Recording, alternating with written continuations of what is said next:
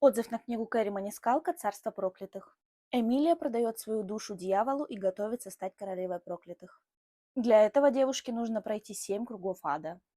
Эмилия до сих пор преследует цель – выяснить, кто же стоит за гибелью ее сестры, но ситуация принимает неожиданный поворот. Короче, в первом отзыве я запутала всех и сама запуталась. Объясняю.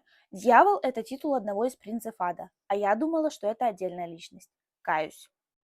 Сначала может показаться, что книга из интересного фэнтези превратилась в полный разврат, но не все так плохо, хотя я больше расстроена. Все-таки ограничение книги нужно ставить 18+. Здесь есть постельные сцены и много пошлостей. Ну ладно, это же царство грехов, здесь все можно понять, здесь вылезут все твои желания. Очень не хватает карты царства. Движухи мне было мало. В середине книги вообще были одни шмотки и изыски. Динамичный конец книги порадовал.